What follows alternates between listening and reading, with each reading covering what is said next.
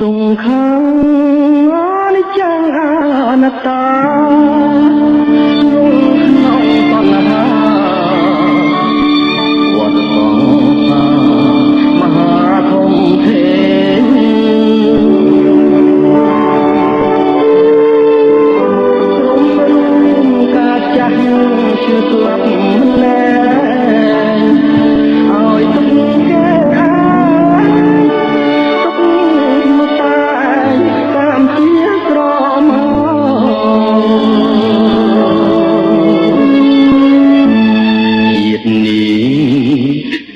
ខ្ញុំបាន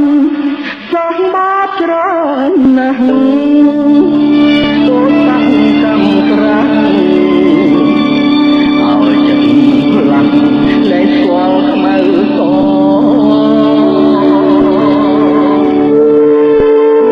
តែតែរូបកាយខ្លាយជាគៀតកឯ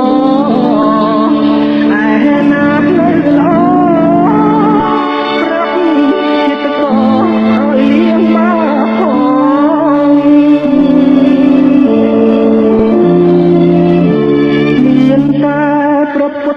ព្រះធម៌ព្រះសង្ឃទេត្រង់សត្វលោកបានបរិយានតាមមកពួកពី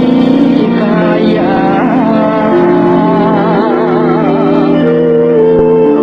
លះបងពេលលេះមានព្រឹងអនឡាសាងក្តីល្អសាងខសច្ចាកាន់នរណាលោកខាងបាប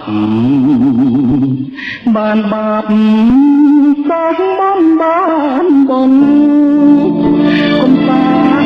ជារុនមានទងធ្ងន់បុណ្យមិនជួយឡើយ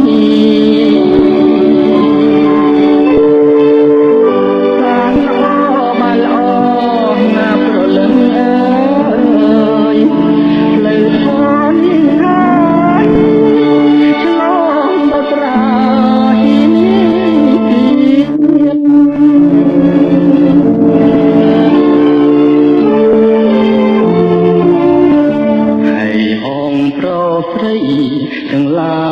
យអើយកុំភ្លេចឡើយផ្លូវល្អគឺធម៌ព្រះពុទ្ធប្រសើរផុតលោកា